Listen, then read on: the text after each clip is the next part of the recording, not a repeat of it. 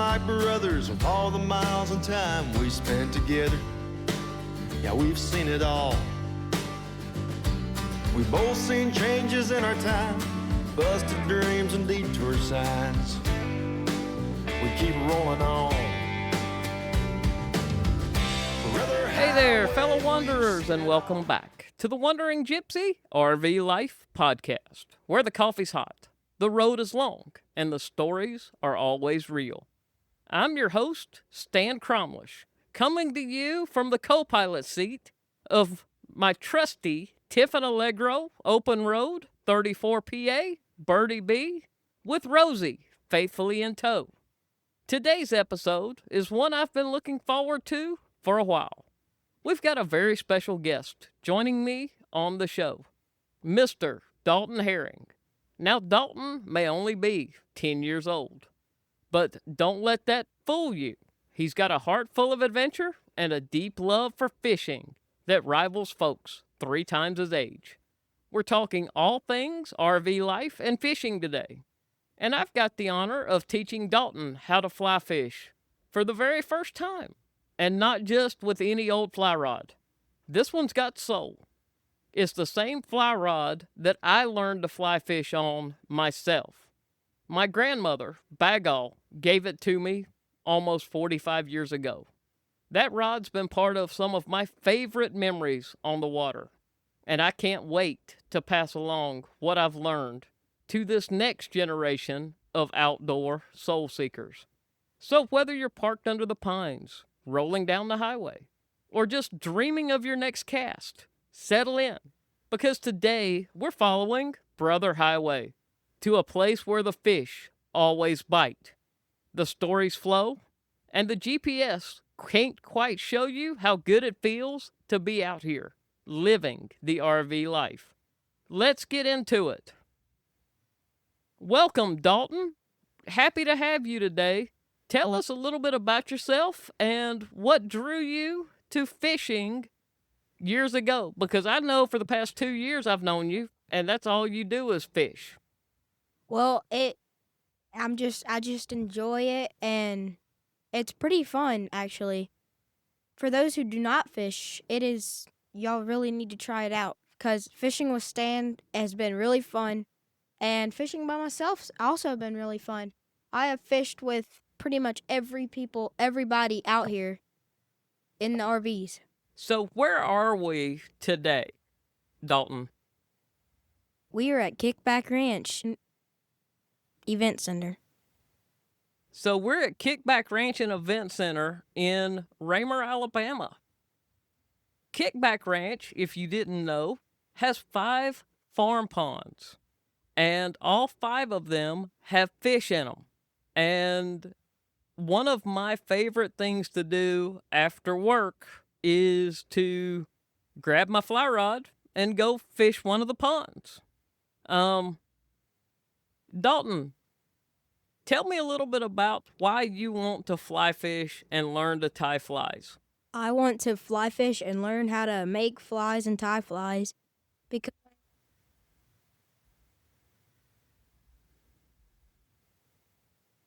Why do you want to learn how to fly fish and tie flies, Dalton? I want to learn how to tie flies and learn how to fly fish because it looks so interesting and fun when you look out on the pond and you just see fly fishermen, and it's very rare to find fly fishermen my age. So I wanted it to make it not so rare and teach people how to fly fish, just like you. Awesome. You know that I have been fly fishing since I was 12 years old. And let me tell you a quick story. My grandmother, Bagaw, you may ask, why does he call her Bagaw? Well, at 3 years old, 2, 3, learning how to talk, I couldn't say grandma. So I said Bagaw. And the funny thing is, after about 10 years, everybody in Belmont, North Carolina, not Belmont, Mississippi, but Belmont, North Carolina, called her Bagaw. She even had her license plate on her beloved Cadillac say Bagaw. Bagaw bought me a fly rod at 11 or 12 years old. That's 1981 or 82. Yeah, I'm old. And she took me over to Charlotte to Jesse Brown's Outdoor Center and introduced me to Joe Hedrick. Now, Joe was an old school fly fisherman, but I learned so many valuable lessons from Joe. I learned how to tie flies correctly. I learned how to make all of the casts. And I have to say, at 13 or 14, Joe took me up to the mountains. And my grandmother probably didn't love fly fishing, but she loved her grandson. So she and her beloved Cadillac sedan DeVille were parked at the top of a hill on a dirt road in the mountains so that I could go fly fishing with Joe Hedrick. And you know, that is one of my fondest memories of Bagaw and growing up in Belmont, North Carolina. Bagaw passed away in 2003, and I told the story in her eulogy. So, Dalton, getting back to you, tell me what is drawing you to fly fishing besides not many kids your age do it. Well, it just looks so interesting and fun. It looks fun. So I intrigued you when I go fly fishing. I've taken you fishing a bunch here at Kickback. Probably 40 times, if 40 not or more. 50 times, yeah. So you're interested in fly fishing.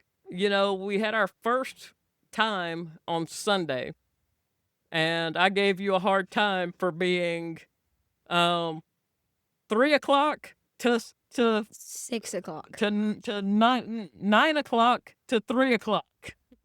You were all the way back and all the way forward. And now it's 10 o'clock, 2 o'clock. 10 10 o'clock, 2 o'clock. Yep, you're absolutely right. So what flies do you want to learn how to tie?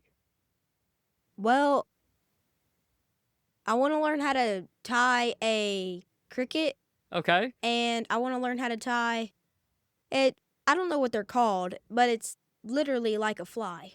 Yeah, like a grasshopper or a cricket, It's- or more like, it's like one of the tiny. bugs that you saw in my, like a scud or a It's like a midget in there. It's Yeah, tiny. It's a midge. Yep, you got that right. So you want to learn how to tie all those so that you can fish these ponds, right?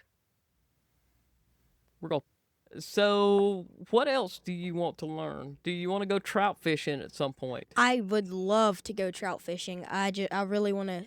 It looks interesting. It looks fun. It is. It is fun. I have fished everywhere from the mountains of North Carolina to the Rocky Mountains, Wyoming, Colorado, Idaho, Utah, Washington State.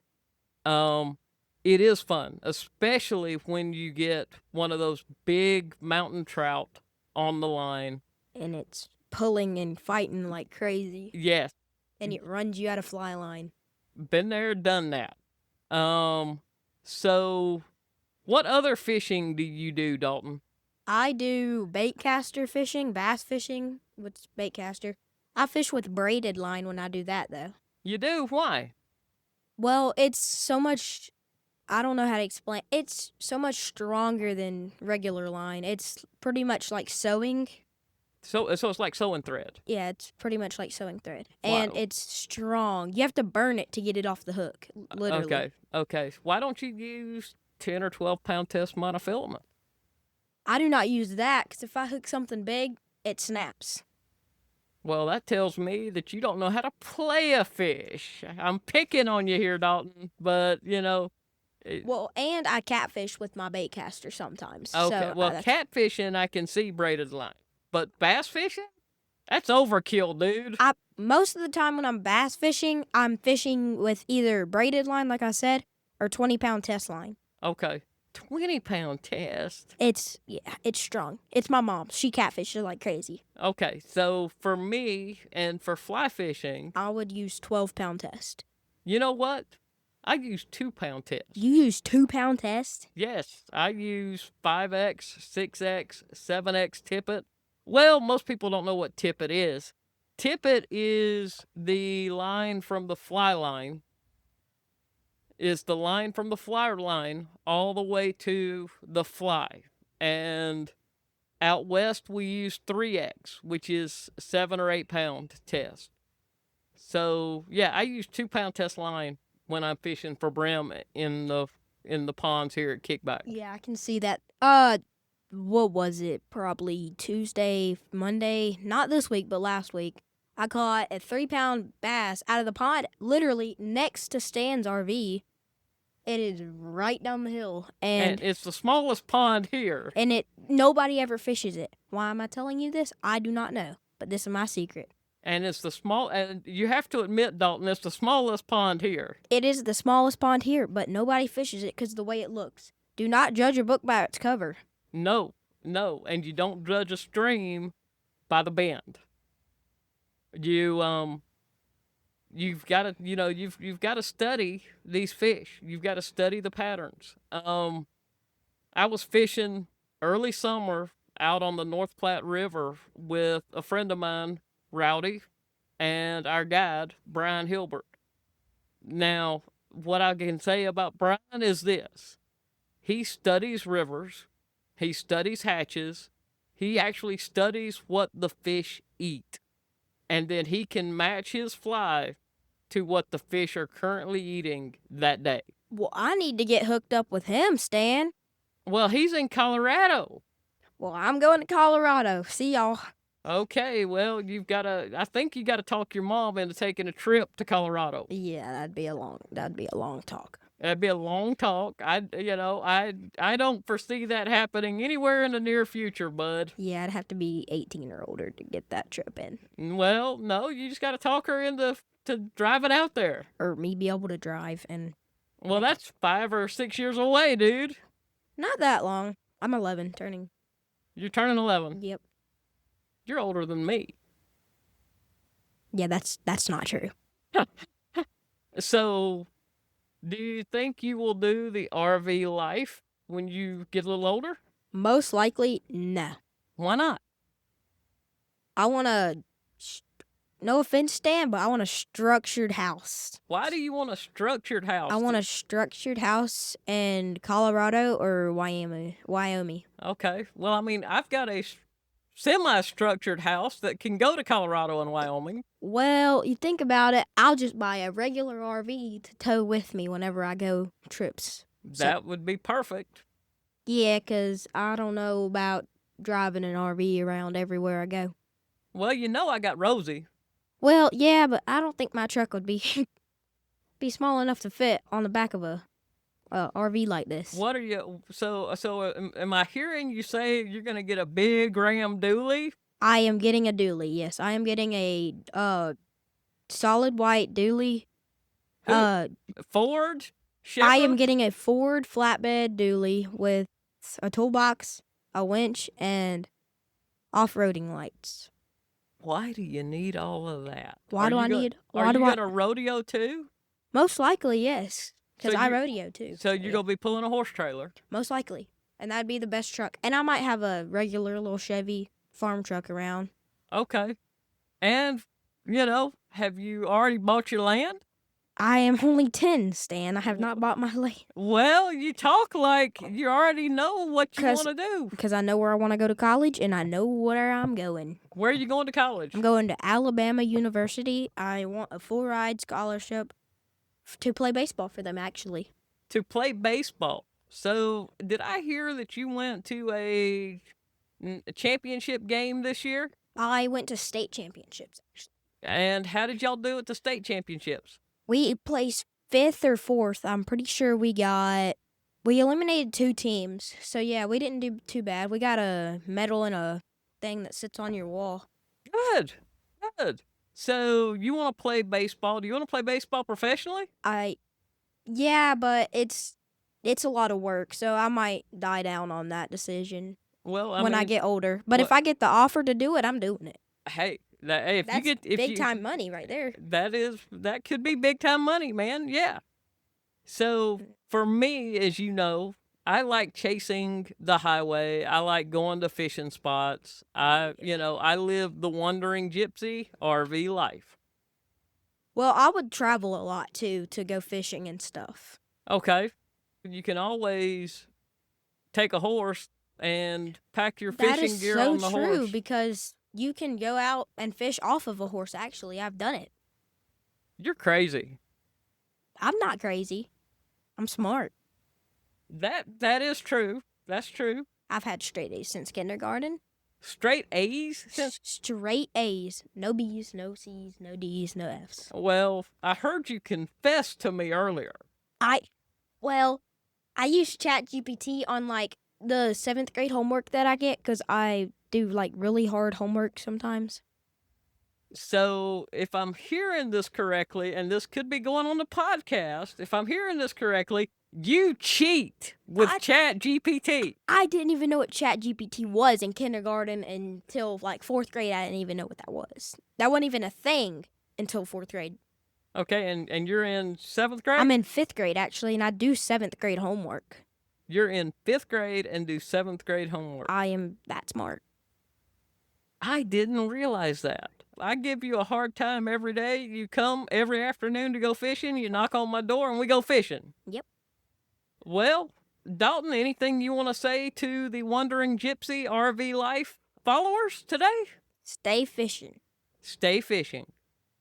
Guys, Dalton, thank you. And let's go fishing. I will be back on another podcast. Yes, you will. Just before I sign off, remember, if you want more road-tested tips and stories like these, check out my new book, Rolling Smooth, How to Enjoy the RV Life Without Losing Your Cool. You can grab it now on Amazon and keep your RV life running like a well-oiled machine. And don't forget, follow the Wandering Gypsy RV Life on Facebook, Instagram, and YouTube so you can see Birdie B, Rosie, and me in action.